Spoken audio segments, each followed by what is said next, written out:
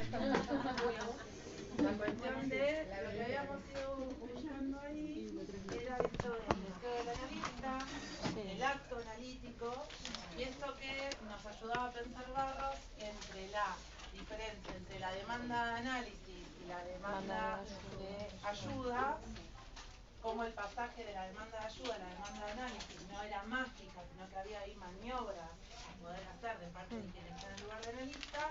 Y se acuerdan que también ahí él hacía esta diferencia entre la sugestión y la transferencia. Bueno, sí. La transferencia, el síntoma en transferencia va a ser como un eje transversal que nos va a atravesar durante toda la cursada. A medida que vayamos avanzando y complejizando la lectura, vamos a poder ir como dándole mayores vueltas. Pero bueno, ustedes ya este recorrido lo tienen, que Freud dice que la transferencia no es algo no es un invento del psicoanálisis. La transferencia es algo natural, ¿no? Es algo, digamos, los seres humanos hacen transferencia, no es que es algo que nosotros armamos. El tema es que la transferencia analítica tiene ciertas particularidades y eso sí tiene que ver con un armado y con una puesta a punto del dispositivo. Eso lo vamos a armar en la clase que viene, en lo que vamos a meternos más en lo que es entrevistas de admisión, entrevistas preliminares, como las diferentes ahí técnicas. La clase de hoy, que ahora las compañeras las vamos a escuchar, vamos a seguir complejizando esta pregunta en relación a lo específico del dispositivo analítico. ¿Se acuerdan que ya la semana pasada Barros planteaba, y Rubinstein también, la cuestión de el analista en el hospital? Vamos a ampliar un poco esto para no quedarnos también con la idea de que solo un analista puede estar en un hospital. Y vieron que el práctico de hoy es dispositivos y otros recursos, ¿no? Así que vamos a ir viendo cómo esta cuestión de lo específico de la posición del analista empieza a encontrarse con otros obstáculos cuando esto empieza a circular en otros ámbitos. Cuando hablamos de otros recursos, podemos pensar en los psicofármacos, podemos pensar en las internaciones, en el hospital de día, podemos pensar en el consultorio privado, digamos, en todos aquellos otros ámbitos en los que, digamos, en la salud mental en una versión ampliada, no simplemente en una escena, ¿no? Y cómo hay algo que se puede sostener, esto que decíamos, que la posición del analista va más allá del encuadre, ¿no? Y de las vestimentas imaginarias, pero como si también ciertas condiciones tienen que darse para que allá podamos decir que hay algo de lo analítico en juego. Así que de ahí venimos. Bueno, ¿cómo prepararon la presentación de los temas? ¿Qué pudieron ahí armar las compañeras? Hicimos como... ¿Para quiénes eran ustedes? Nosotros acá. Hicimos como un punteo de los conceptos que nos parecían importantes de los textos y los fuimos anotando y poniendo. Bueno, a ver. ¿Por qué texto van a empezar? El de Isabel. Dale. Bueno, a ver, cuéntenos ahí que Fabio Isabel. Cuéntenos ahí que pudieron ir buscando, que encontraron. ¿Encontraron todos el material ahí en el campo? Sí. El de... digo el de... está abajo, no me sale el nombre. El primero habla acerca del dispositivo para Foucault y nombra 4 características que decía como que se trata de un conjunto heterogéneo que incluye diversos saberes, prácticas, mecanismos y procedimientos, dispositivos como una red, como esto. Después la otra que dijimos era posee una función estratégica concreta que siempre está inscrita en una relación de poder, en relación al saber. El dispositivo tiene por objetivo enfrentar una urgencia para obtener un efecto más o menos inmediato. Y cuarto, el efecto esperado es la de gestionar, gobernar, controlar y orientar los comportamientos, los gestos y los pensamientos de los hombres. Los dispositivos siempre implican un proceso de subjetivación, es decir, deben producir sus sujetos. Bueno, ahí a ver, hagamos una pausa. ¿Es un concepto que les resultó conocido? ¿O Sí. No, es un concepto que ustedes vienen manejando, ¿no? La metafísica del poder, la idea lo revolucionario de su momento de Foucault de cómo entiende el poder, que el poder se vincula, ¿no? Que no hay una cuestión sumamente unidireccional. Cuando ahí él habla del dispositivo como creador de subjetividad, como que el efecto es crear subjetividad, ¿entienden de qué subjetividad está hablando ahí? ¿Es la misma subjetividad que el de acá, del sujeto del psicoanálisis? No. A ver, ¿qué es lo que ustedes ahí pueden encontrar como diferente? Ahí la compañera lo dijo, ¿no? Como uno de los últimos efectos de las características, ¿cómo lo dijiste? Claro, como que el efecto esperado es la de gestionar, gobernar, controlar y orientar los comportamientos, los gestos y los pensamientos de los hombres. Los dispositivos siempre implican un proceso de subjetivación.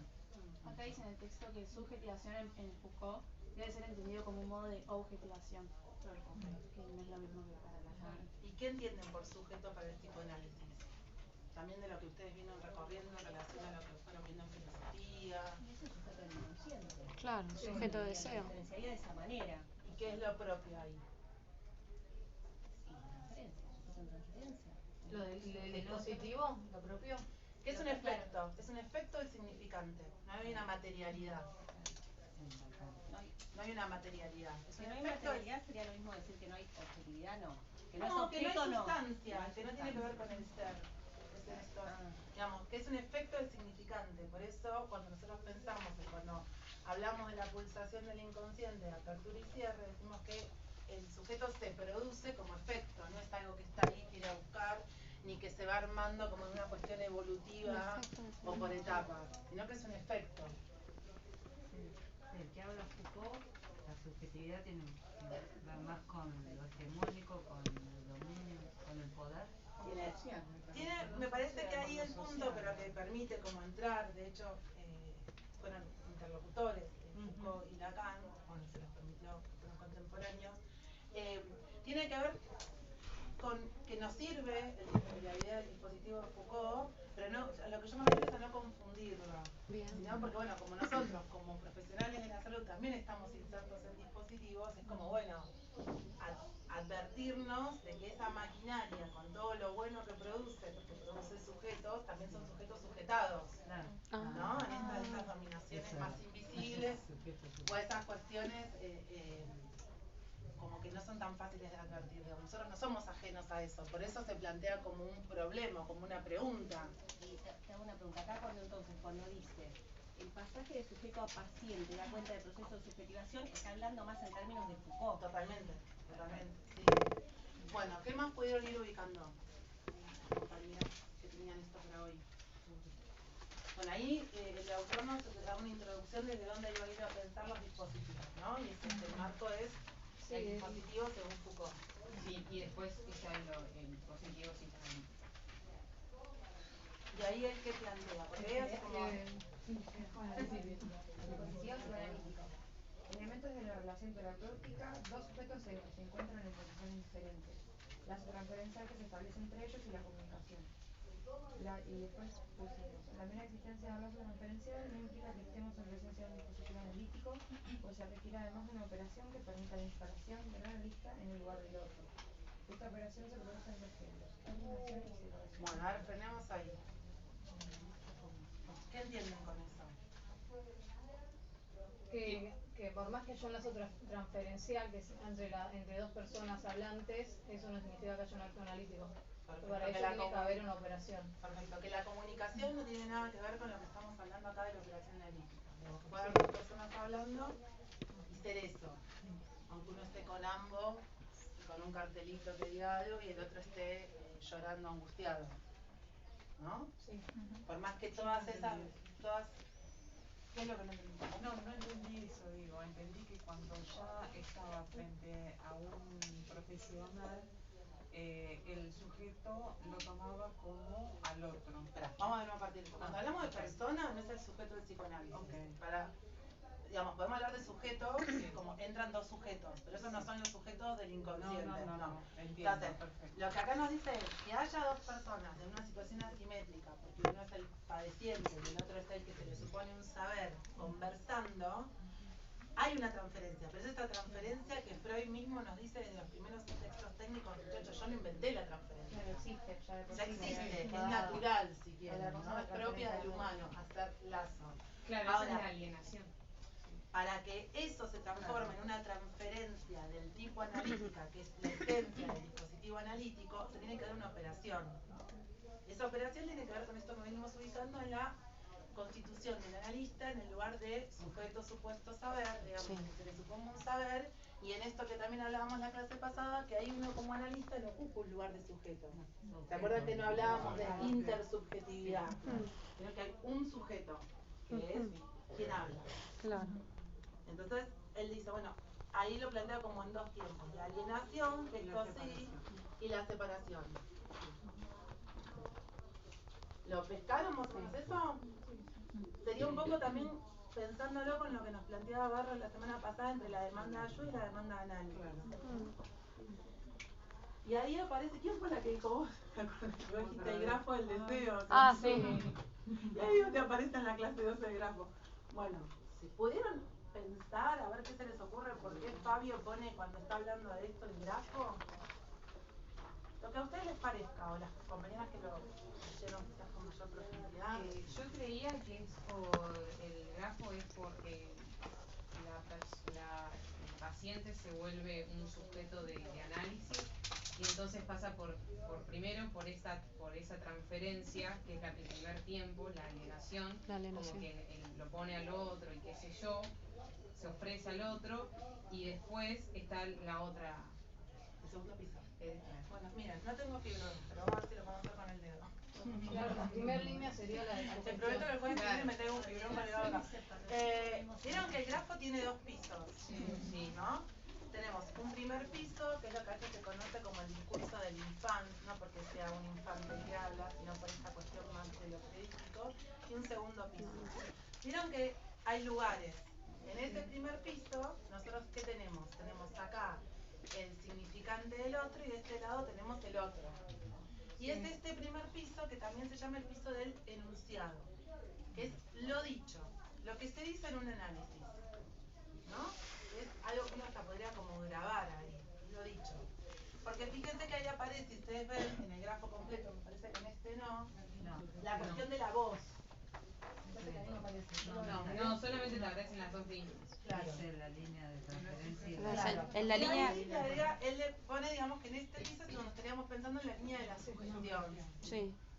Entonces, este piso es este primer piso que nosotros hablamos en relación a que, bueno, ustedes ya a esta altura lo manejan, pero bueno, no necesita ser más que lo repitamos, que digamos, ese sujeto mítico, ese sujeto de la necesidad es una construcción, pero es un sujeto perdido desde el vamos, no es que alguna vez hubo este objeto y voy a ir por él. El objeto perdido está desde el vamos. ¿Por qué? Porque somos sujetos del lenguaje. Entonces la incompletud es propia de este baño del lenguaje. ¿No? Hay algo ahí de la falta que es estructural, es constitutiva. No es que hay algo que alguna vez hubo y vamos en busca de eso.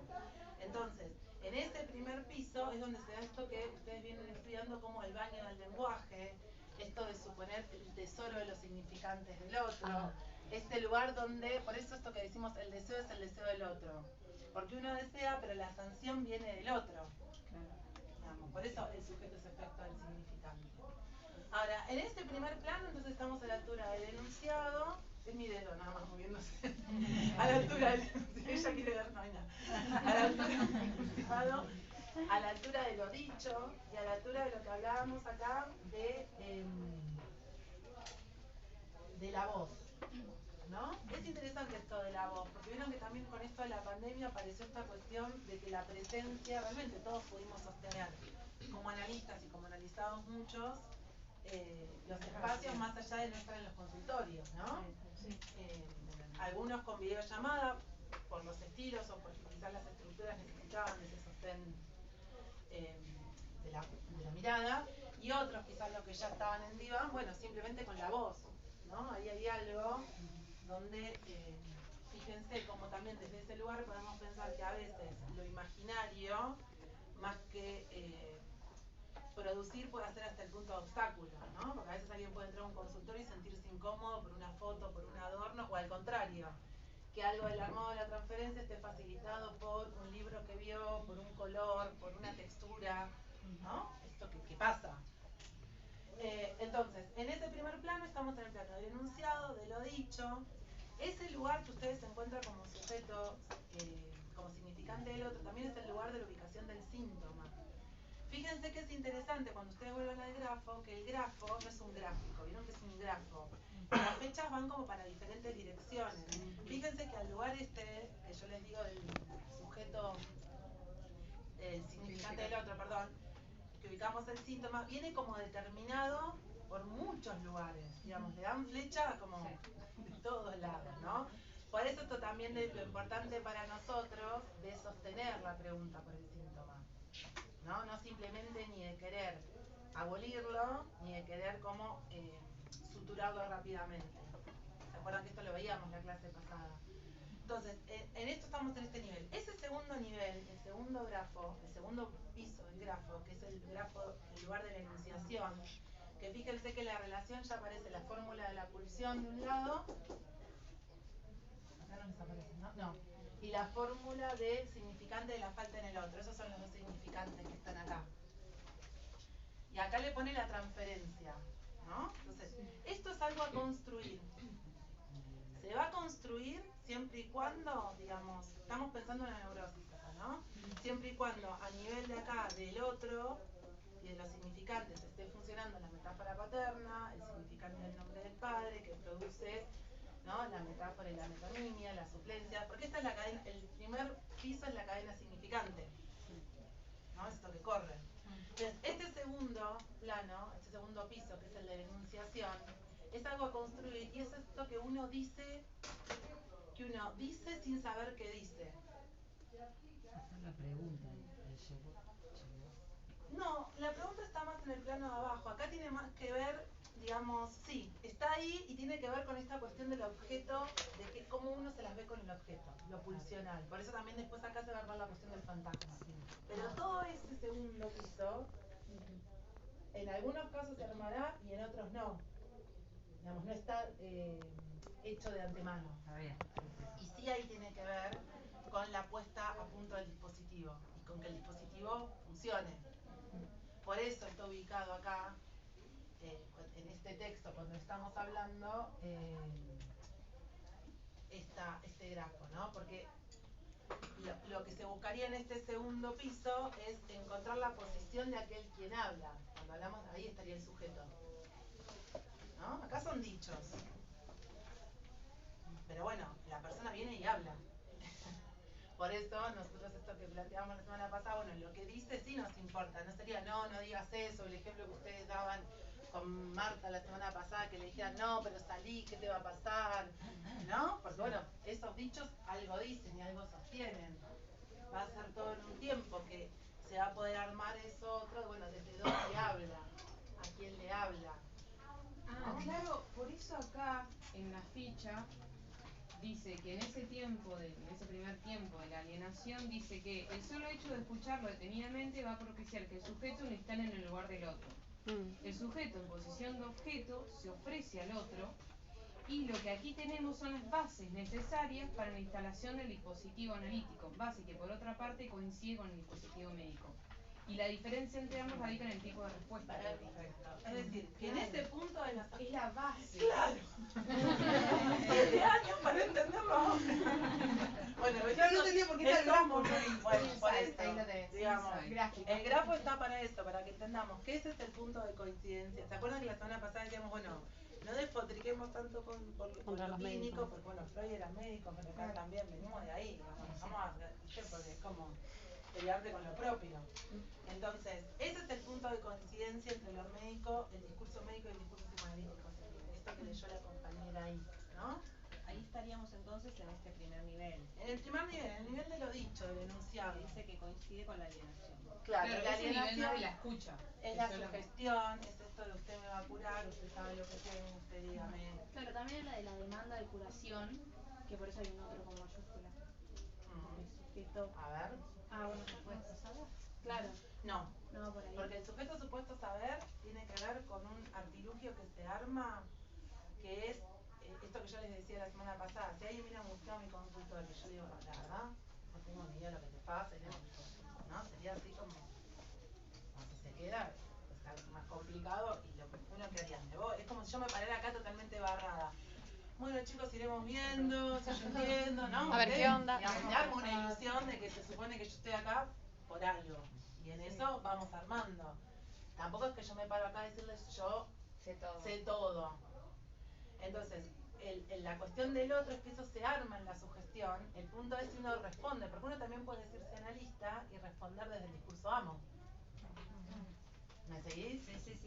Esto, digamos, uno puede leer Lacan, puede hacer un montón de cosas y la posición estar desde otro lugar. Por eso el sujeto supuesto saber es el pivot necesario para que se arme la transferencia. Claro, y esto que se arma en el plano de la sugestión, como vamos a decirlo naturalmente, es como sobre lo que nos apoyamos para armar lo otro. El punto es, bueno, ojo desde dónde respondemos. Porque uno también puede responder desde el furor curandis. Nosotros el tema de los discursos, no sé, el resto no lo hemos visto. ¿El qué? Los discursos. Así a grandes rasgos hay 4 discursos. Está el discurso amo, que es el discurso que es basado en el estado del esclavo, el amo y el esclavo, y que tiene que ver con la alienación, la dominación. El discurso de la histeria, que es el discurso que sintomatiza, la respuesta es, digamos, el modo de separarse de ese discurso tiene que ver con sintomatizar. El discurso analítico, que es la subversión, ¿no? Es plantear, bueno, algo ahí de subvertir esa dominancia del amo al esclavo, poder plantear que hay algo ahí que se puede invertir. Y el discurso universitario, que tiene que ver con esta cuestión del brillo del objeto del saber. Por eso, digamos, el discurso universitario y el discurso analítico así son incompatibles, ¿no? Por eso uno se recuerda que acá viene a hablar, a formar profesionales con una orientación en tal lado, pero digamos el analista se forma en otro lado, no tiene que ver con la universidad. Pero bueno, el discurso del amo sobre todo iría en esta dirección de la dominación, del poderío, de la cuestión así como, bueno, amo y esclavo, bien categorizado y bien polarizado. Amo y esclavo, en el medio nada. Como para tener una idea cuando hablamos de la cuestión de no responder desde el lugar de gran otro. Profe, el universitario, ¿cómo era que dijo?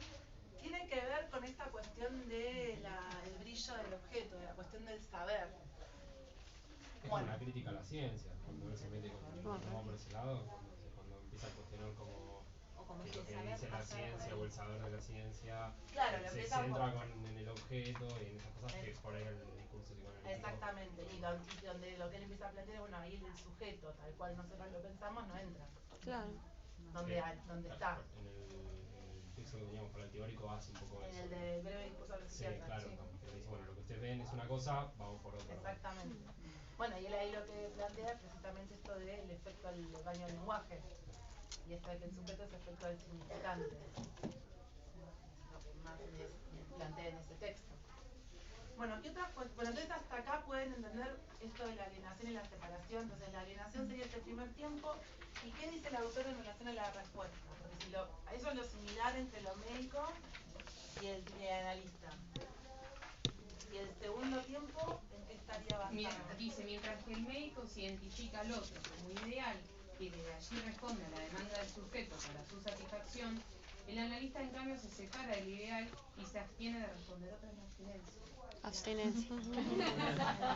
Todo tiene sentido. El karma de la abstinencia. Sale tatuada abstinencia.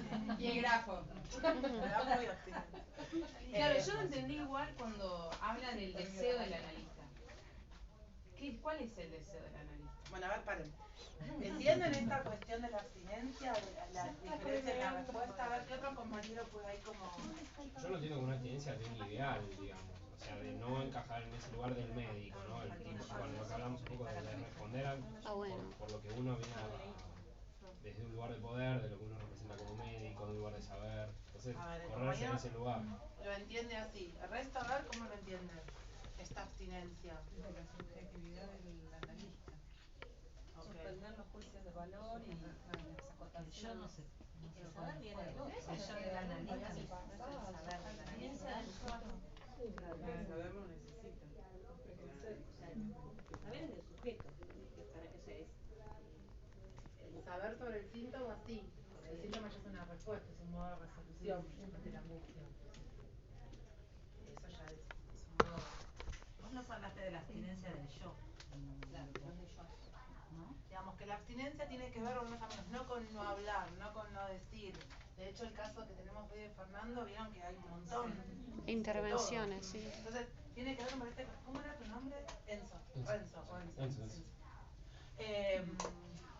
En esta cuestión de el ideal, de ofrecerse, sería como dice ahí, como bueno, yo soy, digamos, o me ofrezco para que vos te identifiques a mí, o sabemos que tenemos que llegar a este lugar, porque no sé, supongámoslo en la clínica de niños, bueno, un niño hoy de 9 años tiene que tal cosa, tal otra, no se puede ir a cumpleaños, puede ir a pijamadas, hacer un deporte, hablar un idioma, tener amigos y no tener caprichos, ¿no? Bueno, eso sería como un... Eso sería el discurso amo.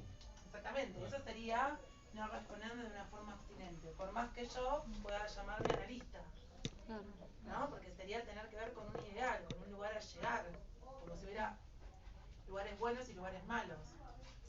Lo cual no quiere decir que uno en el transcurso de un análisis no puede ir construyendo posiciones menos sufrientes, pero no porque se sepan de antemano o porque alguien sepa. ¿Se entiende? Sí. Ustedes en desarrollo de psicoanálisis no trabajan nada en relación a deseo del analista, abstinencia, en la transferencia, ¿no ven nada de eso? No. En instrumentos 2 lo vimos así. Pero ahí me parece que lo ven más como disociación instrumental, Sí, ¿no? sí. Claro, más bien de psicodinámico, Sí. que es quizás más fácil de captar, ¿no? Claro. Esto es y no es. Pero bueno, es la única aproximación que tienen, digamos. Claro. Bueno, tiene que ver con esta cuestión. ¿Vieron esa frase? Yo se las dije la semana pasada, pero es una frase como bastante escuchada, esto de que el lugar del muerto, y que uno paga con sus palabras, paga con sus ideales, paga con su cuerpo, porque uno ahí no está más que ofreciendo, es decir, sería invertir decimos que el sujeto llega, como decía la compañera, en la alienación en el lugar de objeto, y eso se invertiría para quedar uno en el lugar de objeto.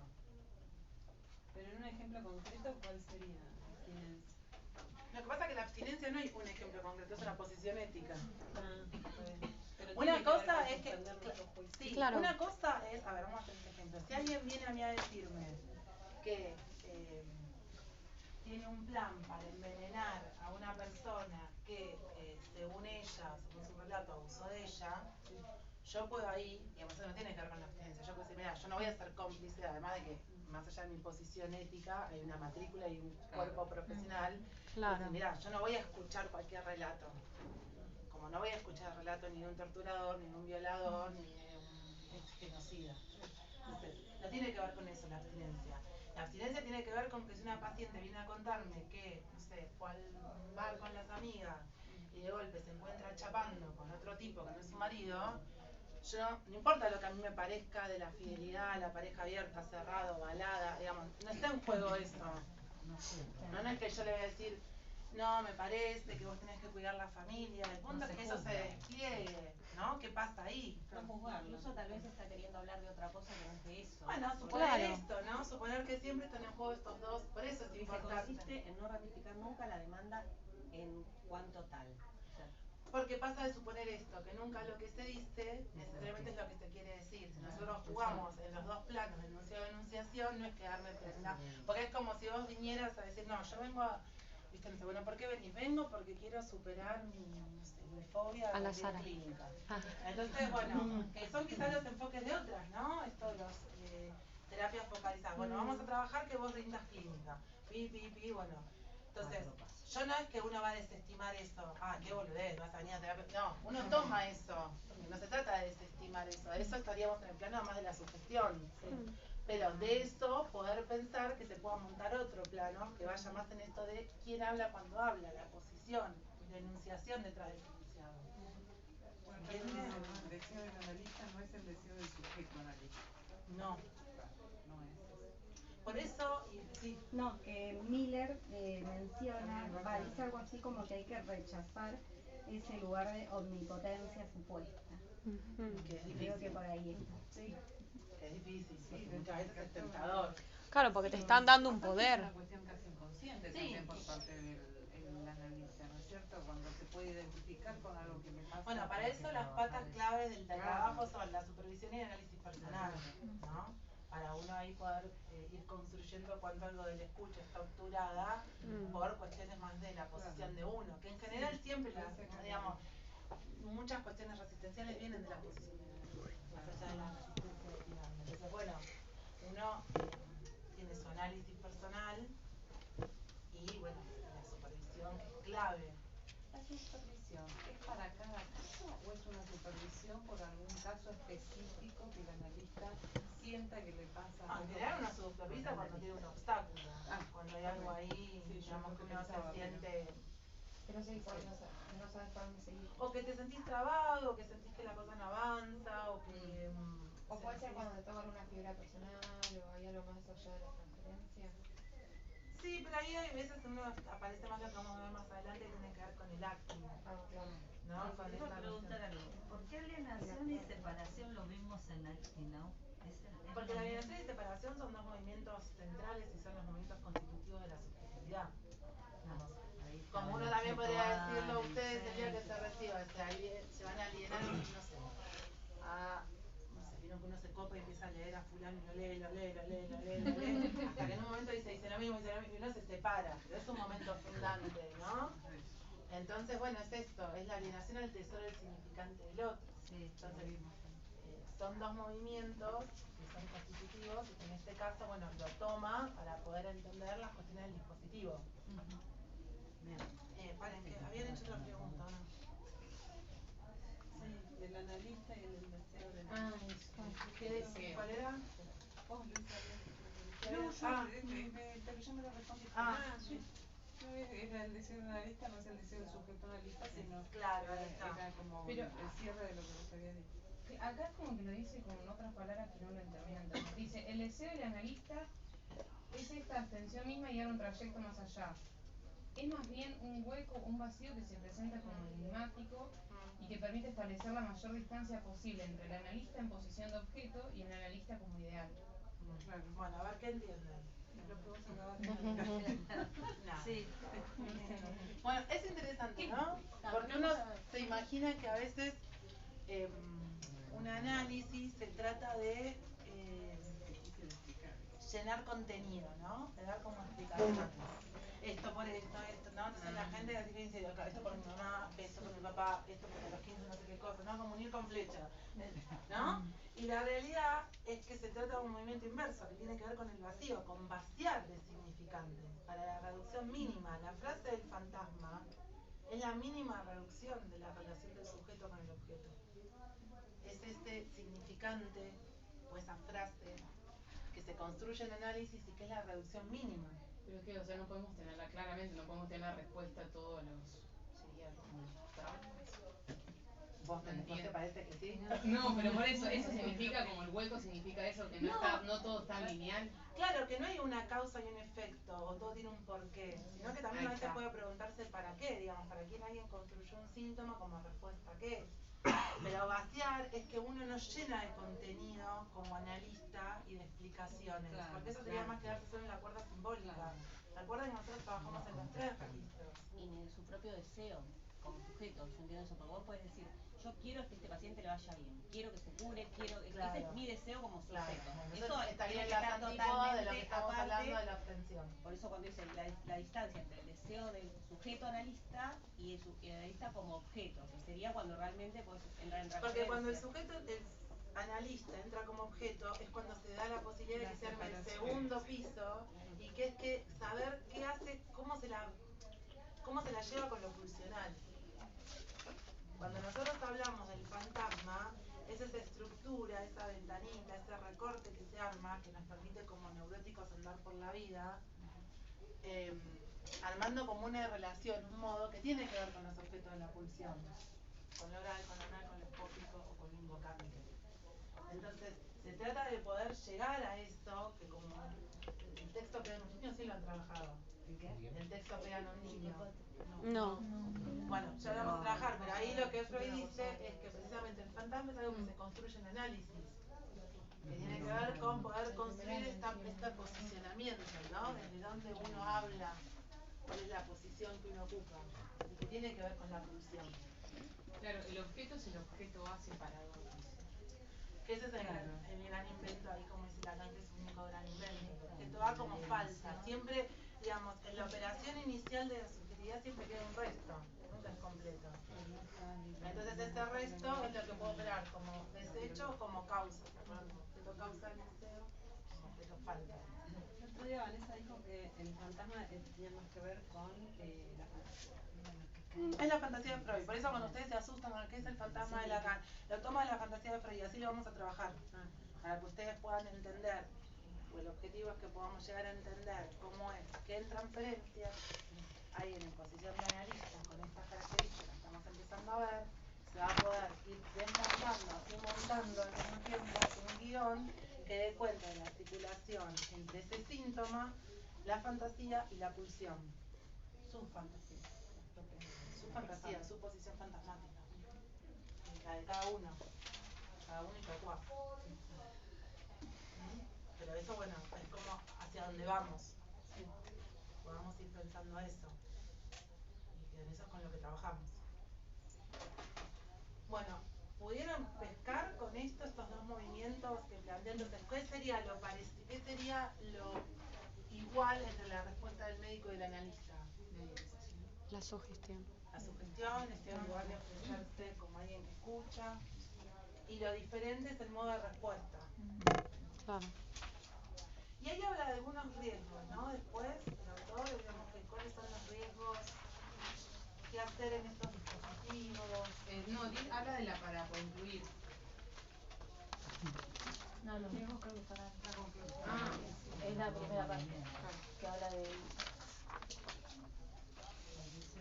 dónde se encuentra el analista en todo lo que es la discusión. Vieron que dice que como que hay un riesgo ahí. ¿De cuál es? Un riesgo sería caer en las demandas de la institución o responder como médico. Responder como médico sería un riesgo. Y después el otro riesgo, ¿cuál sería también?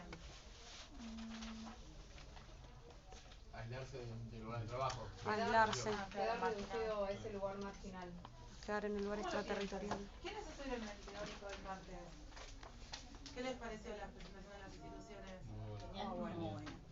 A eso vamos. Me parece que eso es lo que falta, eso es lo que necesitamos. Que entiendan qué se hace. Bueno, ¿cómo pueden pensarlo a los colegas que hablaron y comentaron sus... El jueves igual vienen otras instituciones, así que... ¿El jueves en horario de la tarde? Claro, también va a haber otras instituciones. No sé quiénes vienen, pero... ¿Cómo pueden pensar esto que escuchaban de las colegas, un poco lo que se verbalizó ahí en el espacio con respecto a esto que dice Gonzalo?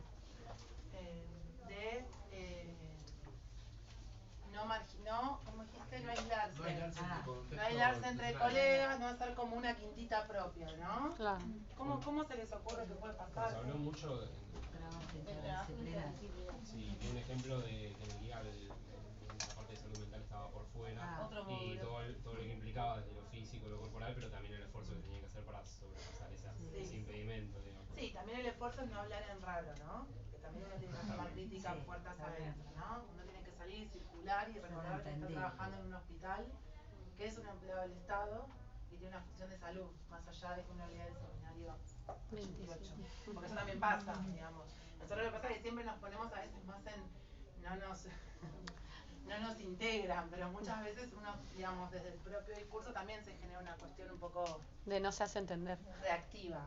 Pero bueno, en general sí lo que pasa es que nos llaman cuando las papas queman, ¿no? Cuando ya todo lo orgánico se descartó y es lo que, ahora lo vamos a relacionar con el texto de Colina, lo que te llaman de clínica médica y te dicen hay una H, que es una histérica. Una histérica es alguien que está angustiado, padeciendo y no le encuentra ningún síntoma físico. Ninguna placa. En la mayoría son, bueno... Me encanta, sí. Entonces, bueno, ahí me parece que son estos lugares de tensión para lo que les interese, hacer la residencia, trabajar en instituciones,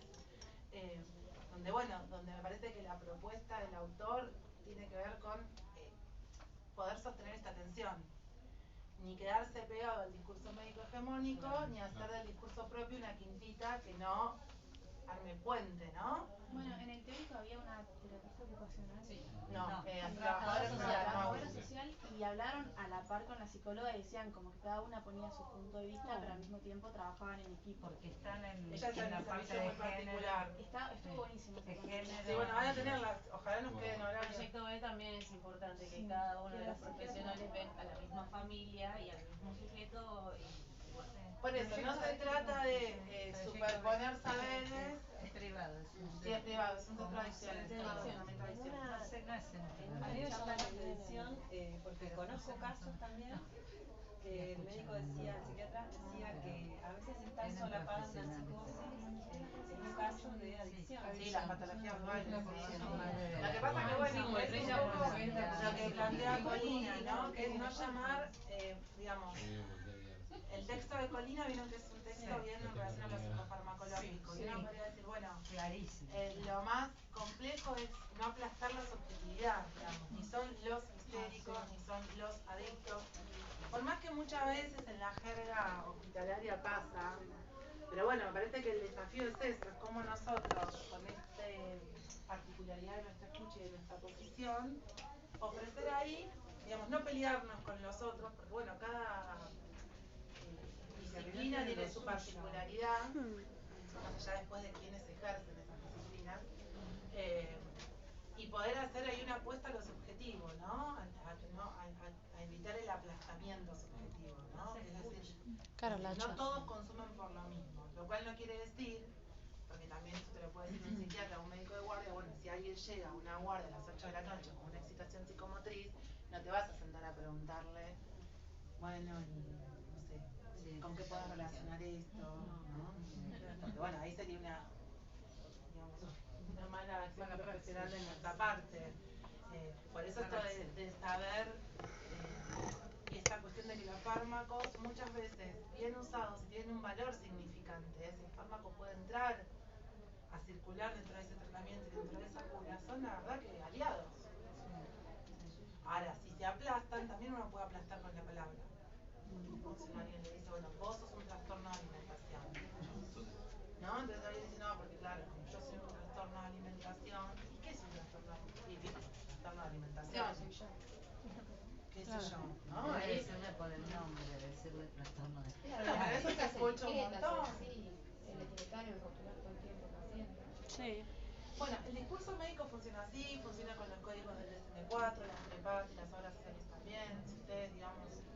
Es que si no, no te pueden medicar, si no tenés un. No, pero no solo medicar. Yo, por ejemplo, en este momento no soy prestadora de ninguna obra social ni prepaga. Pero tengo pacientes que piden reintegro y te mando una planilla, por ejemplo, me dije que vos tenés que poner diagnóstico, un código DSM-4 o DSM-5 y un posible, no sé, nada. Aunque vos no coincidas con eso. No, pero tenés que buscar algo, qué sé yo, pindonga, no sé, algo lo más general posible. Más bueno, son así como... Son bastante generales. Son bastante generales. Pero bueno, digo, es algo que también uno tiene que saber que funciona. Y si ustedes cuando salgan, que a veces los primeros trabajos son en instituciones o demás, bueno, hay que saber cómo usar eso sin quedar uno pegado en eso. Uno puede escribir una historia clínica, evolucionar con los términos psiquiátricos, porque bueno, el discurso que interesa de hecho después les voy a mandar una fotocopia o cuando empecemos a prepararnos para las prácticas para que puedan ir familiarizándose con el léxico de bueno, de las guardias o de, porque también es un código que nos permite hablar con otros. Y bueno, en el hospital está con otros. Una cosa es eso escribirlo y otra cosa es hacer carne de eso. No suponer que porque yo te nombro un modo ya sé lo que te pasa, lo que sos. ¿No? En el congreso, yo vine a una de las charlas y tuve una presentación de casos que justamente eran en instituciones y se comentó algo así como en las jornadas. En las jornadas. Algo, bueno, presentaron unos casos y era lo coordinaba Fabio Izado, entonces más al panel era con el psicoanálisis, sí. Y hablando de lo interdisciplinario, algo así que se mencionó que a mí me quedó como resonando para profundizar, que en casos muy complejos a veces el que haya diferentes profesionales interviniendo también y cómo se iba dando la transferencia con alguno de ellos es como que repartía la transferencia. Sí, bueno, como pasa con la psicosis, digamos, la transferencia diversificada colabora para las intervenciones. Claro, así era transferencia, eso me había quedado. Claro, sí, que a veces, bueno, y también a uno le puede pasar de tener un paciente que viene a analizar si también, no sé, hace Reiki o, qué sé yo, o, no sé. Yoga. Constelaciones yo no, porque me parece que, perdóname, me parece que tienen como, la verdad que desconozco, no voy a hablar de algo que no sé, pero sí, y uno diría, bueno, no siempre que haya transferencia con otra cuestión invalida lo que se pueda generar. Re bien. Pero bueno, a ver, de Fabio me parece que lo puntuaron bien las compañeras. El resto, ¿hay algo para agregar? ¿Algo que haya quedado ahí? No. ¿Les resultó complejo el texto? No. Esos dos movimientos. Claro. Sí, El eso grafo. era lo más complejo. De un lado estaban las pulsiones, dijiste, en el segundo piso, y del otro. La falta del significante del otro. No, el sujeto, la falta del significante del otro. Semblante del objeto A. No me salió el otro. Bueno, porque el objeto A tiene que ver con esa fórmula del fantasma. Claro. La forma del fantasma es sujeto barrado, los ange A. Esa sería la ubicación del Entonces, para saber qué hace, digamos, cómo ese fantasma se irá armando, uno se ofrece a este lugar. lo nombra así, va, no lo veo. ¿No? Semblante. Sí, es en plantear el objeto, es saber qué hace, qué pasa ahí con lo funcional. Bueno, ¿qué pudieron ver de Colina para que podamos trabajar un poco con el material que ¿Qué pudieron plantear? A ver, las que no, ustedes ahí las que no escucharon la voz. No, es básicamente lo que estabas hablando hace nada, 5 segundos. Esto de la medicación, se empieza a plantear como esto de escucharlos también, de que se aprende mucho escuchando, habla de, el ejemplo que pones con los psicóticos, esta cuestión de que algunos sí lo aceptan con naturalidad, una cuestión de hasta como una ayuda, como algo positivo, otros lo hacen de forma más pasiva, como algo que se tiene que tomar, y hay algunos que también se da de los rebeldes, creo que le dice una cuestión así de rebeldía, de no querer tomarlos, y que lo ven también como algo muy destructivo para ellos mismos, como esto de, se va a plantear también esta doble perspectiva, entre lo que ve el médico, o digamos el profesional dice, y el enfermo, esto de que por ahí el profesional ve como que está avanzando en el tratamiento, y que es una persona, no sé, que está más tranquila, que está más adaptada, y el enfermo puede estar viendo que que está como muy despersonalizado, ¿no? Como que empieza a tener un comportamiento que no tenía y empieza que dice, como que se siente anestesiado, vacío, sedado, creo que dice también, y sin gobierno. Y es como, a mí me pareció muy interesante esa doble perspectiva, porque uno del otro lado lo ve como la solución mágica a veces. Claro. La verdad que para estos casos, como trabaja el autor, y que, bueno, pensando en psicosis, digamos, el cuadro de psicosis grave, que uno sabe que es propio del cuadro las recaídas, bueno, o recaídas de neurosis, también, ¿no? A veces uno se arma esta idea de que la psicosis es más grave que la psicosis, ¿no? Y la realidad es que, bueno, la gravedad es propio de nuestro campo de trabajo, ¿no?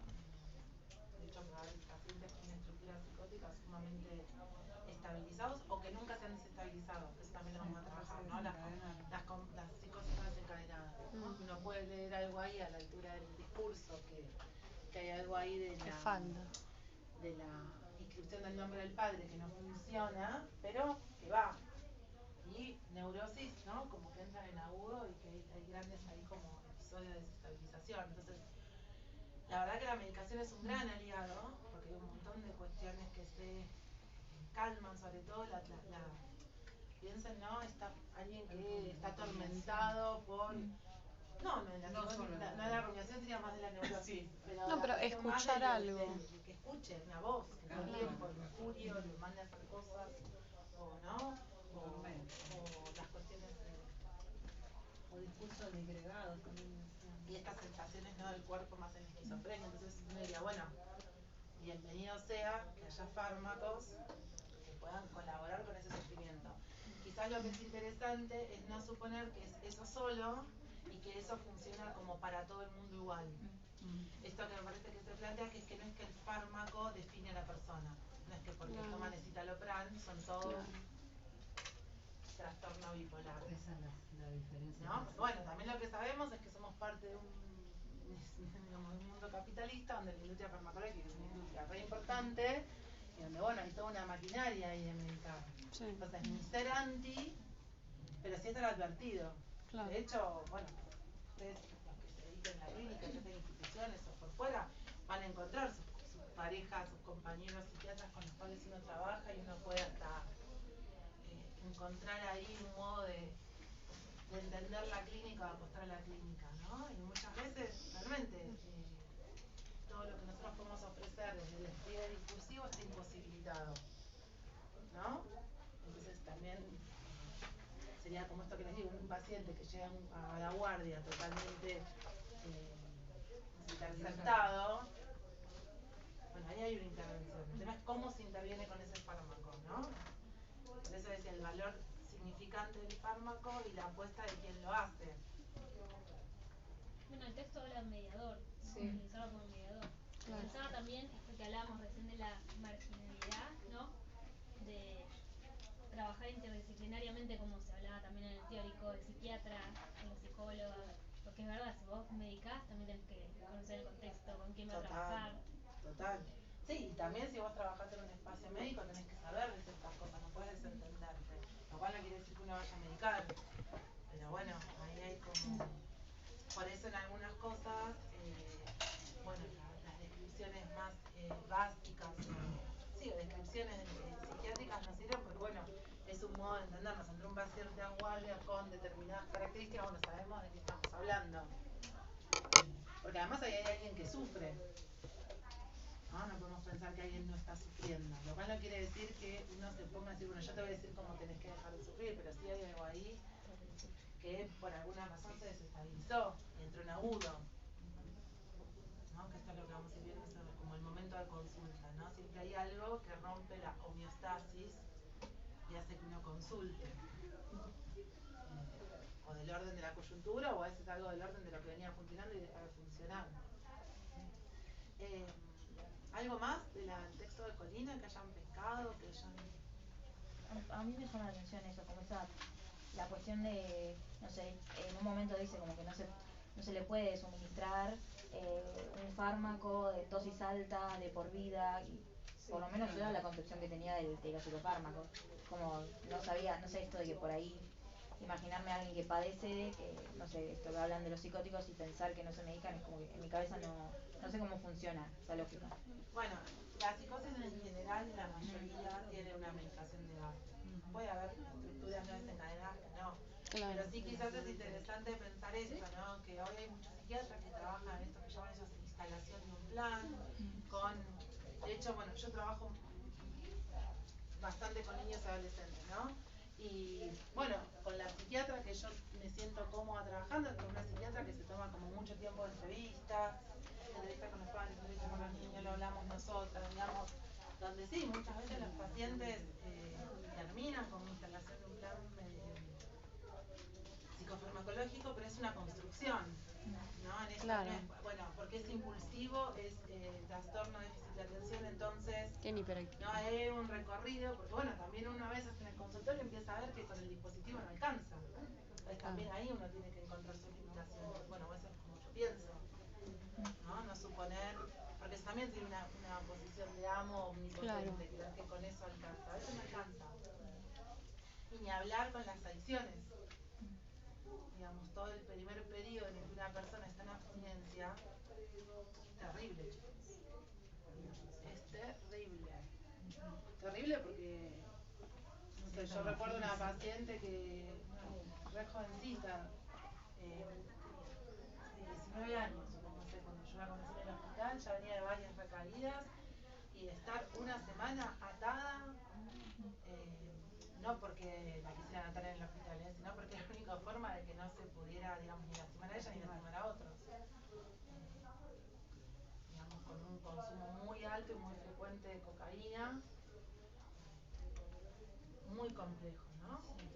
Después, sí, quizás lo interesante en esto de poder desplegar otro espacio, que no es el espacio de la psiquiatría, donde sí, ellos lo pensaban como una adicta a la cocaína, como si todas fueran iguales, bueno, haría aparecer una en esta posición donde poder desplegar, bueno, la historia de su consumo, el momento que se inicia. Me acuerdo que eso para mí fue re interesante, el momento en que se pudo construir en las entrevistas cuando ella consumía, ¿no? Porque eso armaba toda una escena, ¿no? Y ahí aparecía el valor del de consumo. las sustancias, ¿no? Y eso era de ella. Más allá de que la gente que quizás trabaja con algunas cuestiones, hay algo de la casuística que uno puede decir, bueno, insiste, ¿no? Ciertas características, pero bueno, que insistan no quiere decir que en cada caso no se desplieguen. Pero bueno, mientras tanto estaba los otros saberes ahí haciendo de las suyas. Pero bueno, me parece que es interesante. Esta clase antes estaba lo último, era una clase que casi nunca se llegaba a dar, empezamos a realizar que parecía importante, que nosotros suponíamos que ustedes llegan con un conocimiento de los dispositivos y del saber hacer que no tienen, entonces nos pareció importante que escuchen las instituciones, que pensemos en esto de la posición, más allá de que después entremos en cuestiones más específicas, porque evidentemente ahí había una mala concepción nuestra de que ustedes disponían de algo que no disponían en cuanto a esto, ¿no? De la función ahí en el dispositivo y en los otros recursos. Bueno, ¿qué pudieron pensar en relación a esto que venimos leyendo con el caso Fernando? ¿Qué le pasaba a Fernando? ¿Con qué se encontraron ahí? ¿Todos lo pudieron leer? Sí. Bien, chicas, las que presentaron. Ahí me quedó algunas que hablaron un poquito menos.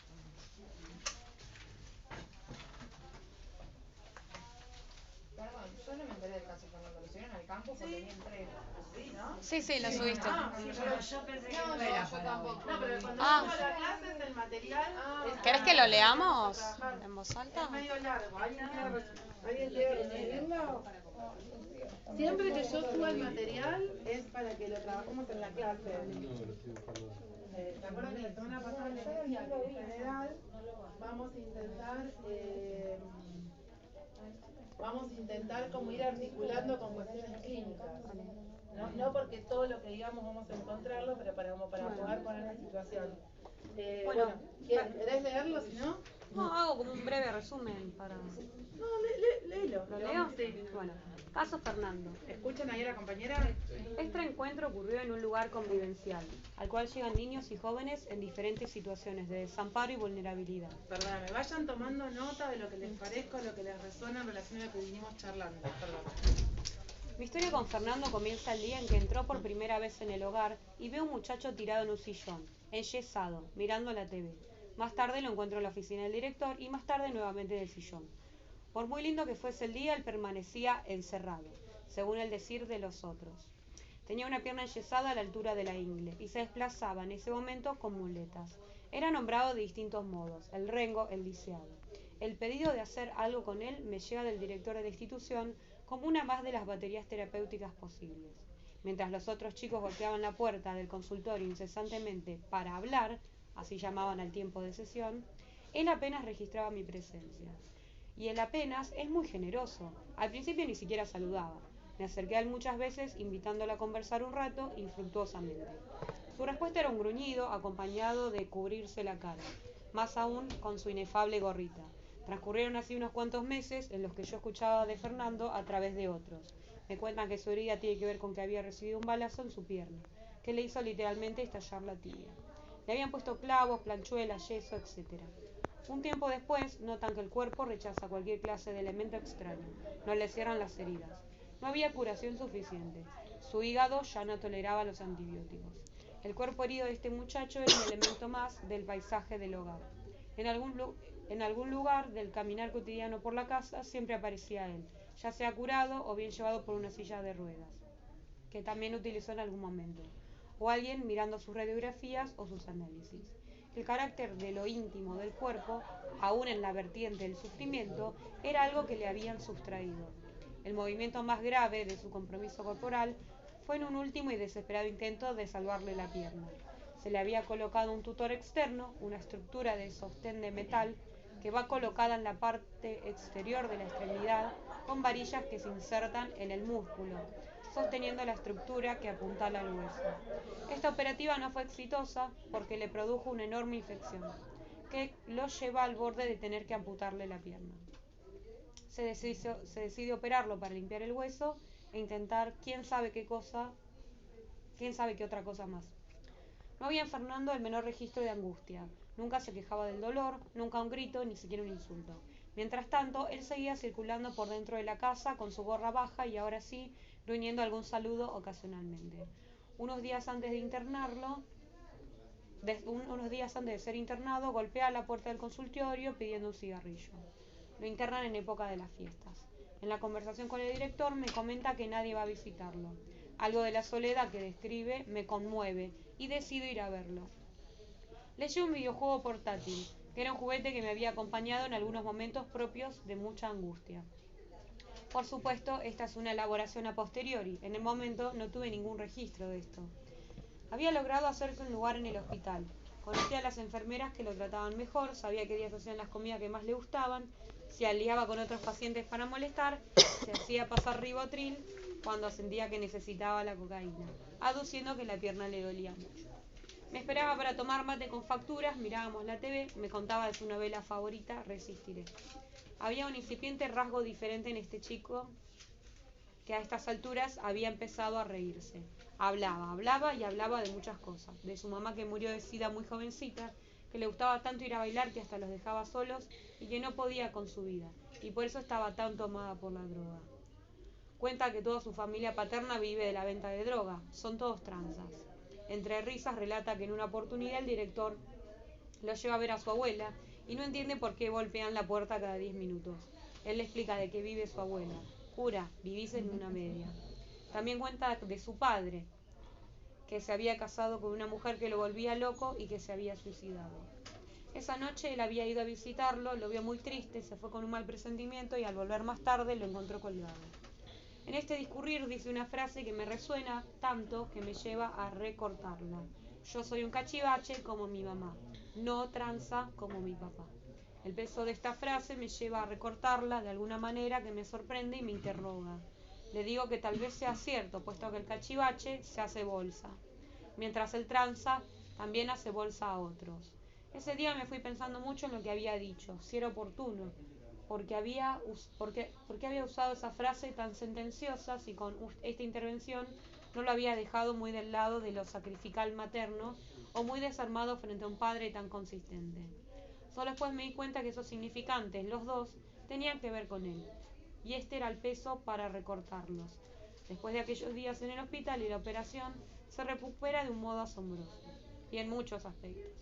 Cierran sus heridas, deja de consumir cocaína, ya no sale a trabajar, modo con el cual él nombraba robar, se anota en la escuela y juega a la pelota. Tiene por primera vez facciones de chico. En todo ese tiempo viene a hablar al consultorio, de forma intermitente pero frecuente. Ahora sí, pide ayuda en las tareas escolares, cigarrillos, mediación de alguna pelea con algún otro compañero, hasta pregunta cómo le queda algún buzo o alguna remera. Siguió hablando de sus hermanos, de qué era lo que quería hacer con la parte de la casa del padre, su herencia, y un día me estaba esperando. Estaba visiblemente angustiado, decía que no sabía por dónde empezar y que tenía vergüenza. Ahí en ese momento me di cuenta que tenía una causa pendiente en el juzgado penal y que lo habían venido a buscar, porque se habían encontrado nuevas pruebas en su contra en un proceso que se encontraba detenido desde hacía un tiempo. Dice también que desde hace un tiempo no podía dormir por las pesadillas que se les vienen en películas. En alguno de esos trabajos, y bajo los efectos de la cocaína y de las pastillas, había matado a alguien en ocasión de un robo al que esta persona se resistió. Se queja, dice, porque ahora se angustia, oscila entre la queja desimplicada, me escapo y la angustia. Me dice que el cura no sabe nada y no quiere decírselo. Mi pregunta allí fue, ¿y qué te diría él? Hace un silencio, me mira e imitando el tono de voz del director dice, chango, hay que pagar.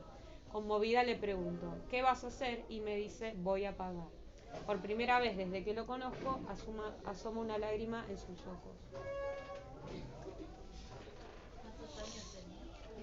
No dice, pero es el adolescente. Bueno, a ver, ¿qué pueden pensar? Esto que hablábamos del dispositivo, las demandas.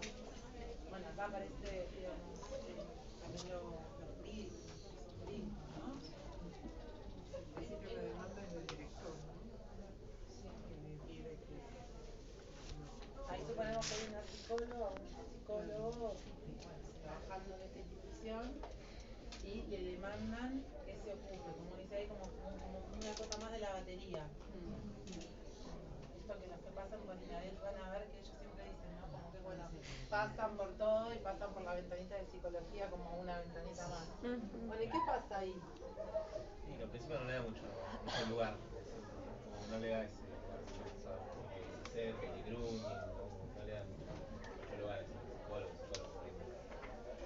Sí, no le da lugar a nadie, ¿no? Está como totalmente abstraído. Retraído de todo. Sí, ni angustia, ni dolor. Está tomado por lo que le está pasando, todo lo que está padeciendo.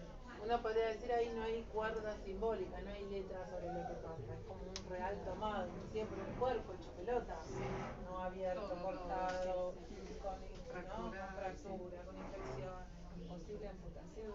Claro. Como, ¿no? Como con todo. Bueno, y ella se entera de lo que le pasa por el decir de otro. ¿Y qué les parece ahí esa construcción que hace la profesional? Bueno, en valerse de esto, que uno podría decir los beneficios del dispositivo, ¿no? Porque como conviven ahí. Claro. No, lo mismo como si fuera la historia clínica anterior, como quedarse con eso, como que por ahí no es la real demanda de lo que está pasando. Pero lo toma como una posibilidad, o sea, yo creo que ante esa imposibilidad de que le abra una puerta, empieza a buscar como otras, a rodear y a ver por dónde entra. Claro. Esta información que recibe es una, ver que hay espacios en los que siempre permanece es otro, o sea, ver, bueno, qué es lo que vos decís, esa es la posibilidad que le da ese dispositivo, porque si vos tiene que venir a tu consultorio, como que viene o no viene. Pero al estar en una Uno institución... supondría que en esto que leíamos del texto de Freud la semana pasada, de los beneficios de que haya analistas en las instituciones es esto.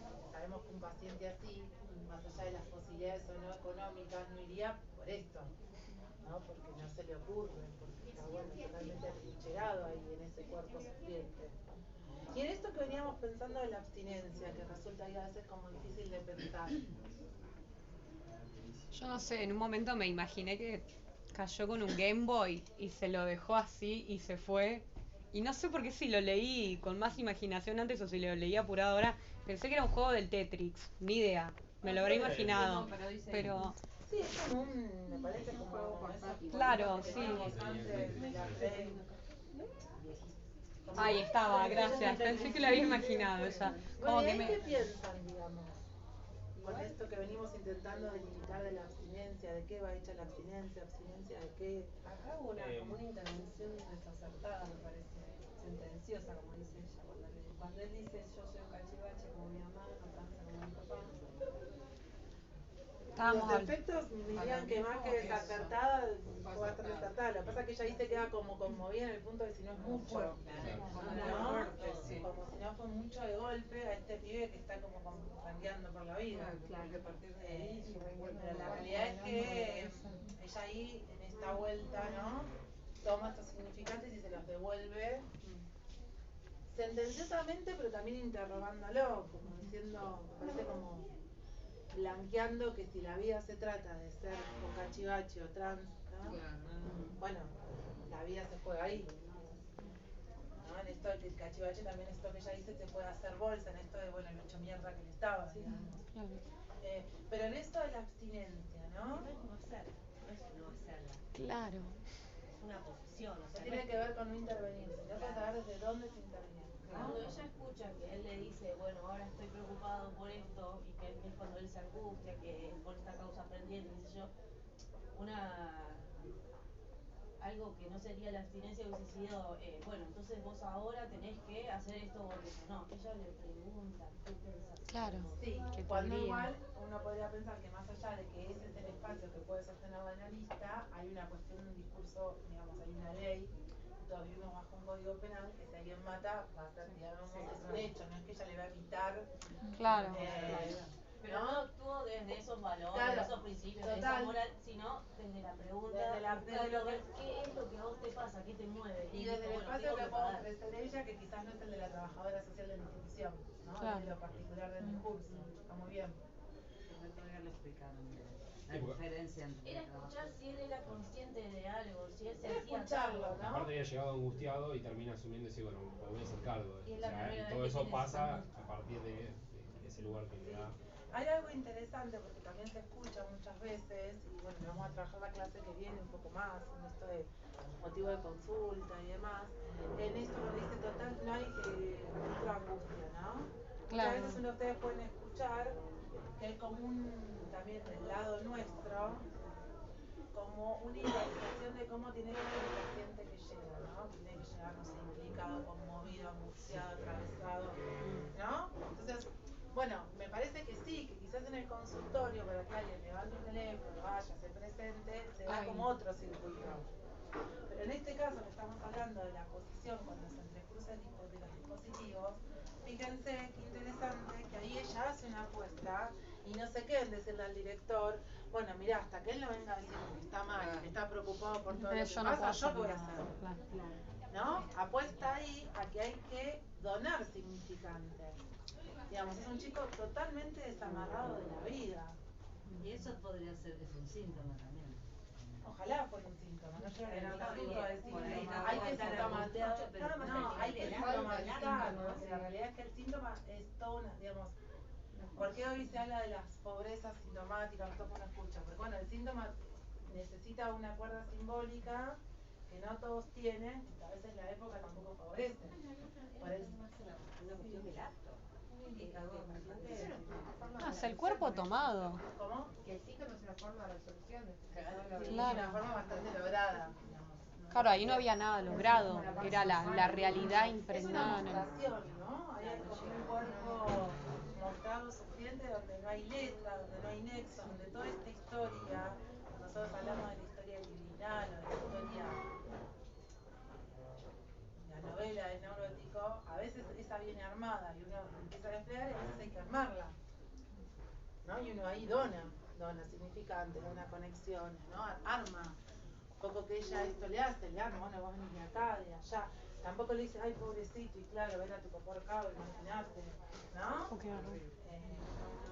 Ni lo quiere rescatar. Es interesante porque ella dice, uno podría pensar, bueno, supervisión de por medio, ella dice, bueno, le di un objeto que después yo pude asociar que a mí me ayudó en momentos de soledad.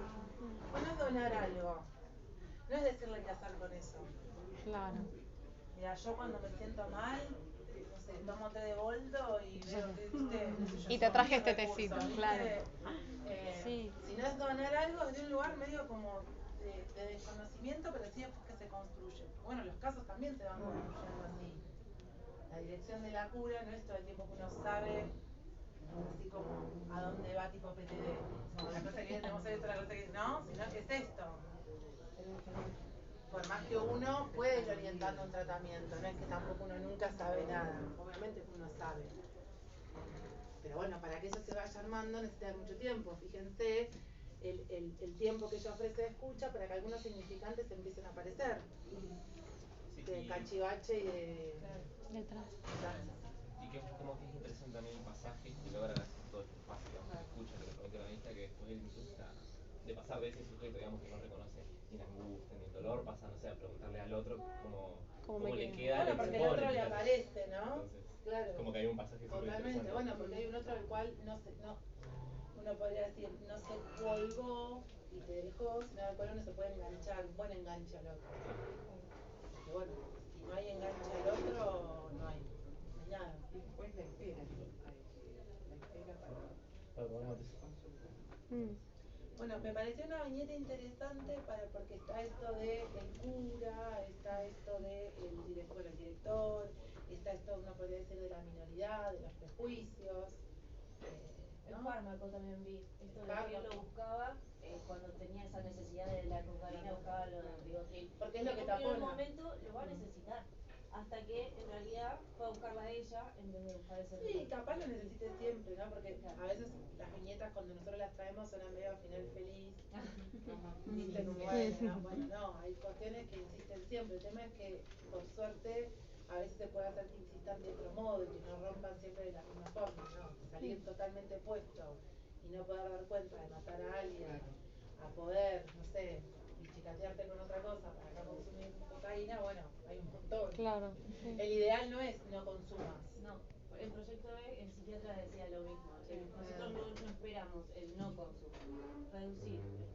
Con la diferencia es que ya toman gente con consumo, a diferencia de otros lugares. Bueno, porque la realidad es que la problemática de las adicciones es una gran problemática, grande, que invade por todos lados, donde al mismo tiempo hay ciertos movimientos que necesitan esta cuestión de lo que él decía de la granja, la comunidad terapéutica, donde ahí sí somos todos, y la comunidad terapéutica funciona un poco con ese modelo. Yo como exadicto es como el grupo de Alcohólicos Anónimos, que no está mal y sostiene un montón. Acá no se trata de que haya cosas mejores o peores, sino de poder entender que hay diferentes modos de hacer con eso. No, lo que pasa es que a veces si te piden que entres a un lugar sin consumir también te están cercenando algo. Pero es el orden de lo imposible. Es como pedirle a una piba que deje de vomitar.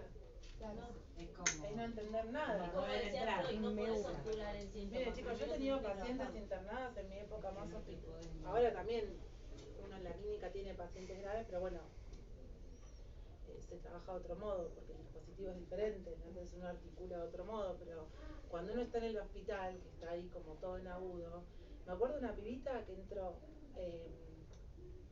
tenía 16 años, pesaba 31 kilos. Ay, Dios. Estaba con sonda, chao, la última, ¿vieron? Bueno, está esto, sonda no se va a llegar. Y en la habitación un olor. Cuando yo hacía la residencia, cuando estábamos en el piso, nos quedábamos, digamos, cada uno tenía un paciente, tenías varios pacientes y hacías un seguimiento diario. Después hacías ateneo y presentación, pero bueno, cada uno de nosotros, como un psiquiatra, teníamos como para generar esta cuestión de intimidad, porque la recorrida de sala llegan 200 personas, vos estás semidesnudo, pues está con esa batita, ¿no? Y está el residente, el pasante, el otro está ahí, uno no puede suponer que se va a generar una escena de intimidad. Entonces, bueno, después, los que teníamos del servicio, o en estos casos que eran internaciones conjuntas, porque era con pediatría y salud mental, bueno, trabajamos por equipo. Bueno, había olor. Por eso les digo en esto de el discurso médico y cómo se enojaba, ¿no? Hasta que un día yo le digo a una de las enfermeras, mirá, sutilmente revisen la habitación porque acá hay vómito. No, pero ¿cómo puede ser? La tenemos vallada, no sé, pero acá hay vómito, chica. Bueno, dicho y hecho, la piba con sonda vomitaba en bolsitas, ¿no? Y la madre ahí, todo el día, digamos, sosteniendo, acompañando a esta hija desde donde podía, porque tampoco se trata de juzgar, ¿no? Porque no hay que hacer. Pero digo, fíjense ahí, qué interesante que esté, porque ahí si a esa piba no le ponían sonda, se moría. Ahí no hay, bueno, hablemos, a ver por qué. No, esa piba se moría. De hecho, se fue, me acuerdo, sin el alta médica y en riesgo nutricional todavía. Porque la familia le firmó la menor, la familia firmó eso después de 45 días internada. Entonces, fíjense cómo hay algo ahí de lo que se impone, que no tiene que ver ni con la voluntad, ni con decirte cómo, ni con... Estamos hablando de alguien en riesgo de vida. No es joda. Entonces, bueno, son como situaciones que también uno ahí cuando trabaja en este tipo de dispositivos, uno podría pensarlo en la colega de la viñeta, hay una urgencia también en la que uno es muy difícil restarse, ¿no? Porque o lo van a venir a buscar del penal, o la piba se muere, o no sube de peso, entonces ¿qué van a hacer? Y uno a veces pide otros tiempos y a veces uno también ve que ahí no hay algo que se arme. Entonces, bueno, realmente el trabajo en instituciones y con estas otras cuestiones es de mucho poner el cuerpo y de mucho tener como que todo el tiempo tener claro qué está haciendo uno ahí. Y también la exposición con los otros saberes, con esto a veces uno está dando cuenta de algo que tiene que ver con una placa o con un peso, con... La imagen además que ves que está en ese lugar, esa persona, eso también es choqueante, o sea, no debe ser mirando eso, llegar y cuando ver una compañeros que nena, atendían digamos, gente que estaba en la UCI, en terapia, y que podía hablar casi por señas, sí. Hay algo ahí de lo real del cuerpo, que bueno, que ahí uno ofrece, no puede esperar, bueno, que venga angustiado y diga. Por eso me parece que un poco la idea de estas primeras clases es que rompamos con capaz este prejuicio de que los psicoanalistas solamente hablamos con gente clase media, media alta, universitarios que hablan, no, es una posición ética y de saber hacer que va más allá de quien habla, es apostar a estos dos. Mismo lo que decía decía la clase pasada, esto de que el psicoanalista no está todo el tiempo. Pero bueno, por eso la abstinencia tiene que ver con esta abstinencia en la posición. De hecho, fíjense todo lo que ella hace, le da un jueguito de ella, ¿no? La semana pasada Marta que le sacaba el turno al psiquiatra, ¿no? No para el paciente, también como para el analista, que leemos los casos y siempre es como que aparece algo, un recurso que pareciera que apareciera de la nada, ¿no? No de la nada. Claro, que es lo que empieza a dar esa posibilidad, ¿no? Pero como me parece que también esa apertura de no saber qué es lo que va a aparecer. No saber sabiendo que uno es una apuesta, porque uno construye un caso y una dirección, pero uno quizás no sabe en qué momento, ¿no? Claro. Y de hecho con pacientes que quizás uno tiene hace mucho tiempo, en algún momento aparecen ciertos recuerdos, ciertas cuestiones que uno también lo toma por sorpresa. Pero sí que es algo de lo difícil de transmitir, es esto que los casos se construyen, no es que qué copada, cómo se le ocurrió decir, vos te haces bolsa o haces bolsa. Es ¿cómo se me ocurriría eso? ¿Entendés? Un caso con una chica de 16 años que se está muriendo. ¿Cómo construís un caso con una chica de 16 años que está muriendo por sonda? Es una piba que hoy sigue siendo muy delgada, es una piba que está estudiando y que anda por la vida. Es una apuesta, muy compleja, en muchos momentos en los que no, sobre todo en eso que era todos los días, que era como agobiante, porque era todos los días, eso también de la mirada, de uno mirar eso y uno ser mirado, la expectativa de bueno, porque también pasa eso a veces en los dispositivos, cuando todo arde, es como bueno que venga un psicólogo, ¿vieron? Yo lo viví del otro lado con una amiga que era nutricionista. Ahí te das cuenta que hay ciertas cosas que uno no puede trabajar. Yo también que era una amiga cercana, pero había otras chicas y era como que yo decía. Pasa que bueno, en muchas instituciones también se trabaja con eso como con los adictos, no todas las anoréxicas, tal cosa, todo. Es complejo y bueno, y no es lo mismo cuando hay riesgo de vida que cuando no, ¿no? Cuando hay riesgo de vida, está riesgo de vida, es como, bueno, hay prioridad. Porque bueno, nosotros también trabajamos con gente viva, con cuerpos, no solamente con, bueno, son como situaciones que ahí también uno tiene que saber funcionar con los otros dispositivos. Por eso, bueno, cuando uno también, que lo vamos a empezar la semana que viene, trabaja en el consultorio, bueno, el tiempo de las entrevistas preliminares es claro para tener claro si uno va a trabajar solo, si hay necesidad de armar una red. También uno puede armar y algo cambiar en la coyuntura del tratamiento y necesitarse esto, ¿no? Otros recursos, sean psicofarmacológicos, un hospital de día, una TO, una trabajadora social, ¿no? Es como algo ahí vivo. Pero bueno, me parece que estas clases así están como, en comparación a como era antes, me parece que los empieza a meter como en tema y a poder como problematizar la clínica. No simplemente a creer como anotar cómo se hace, ¿no? Se va a poder pensar que sí se puede hacer, que no es de cualquier forma, pero bueno, también las tensiones que la clínica implica. Bueno, semana que viene. El grupo, ¿cómo es?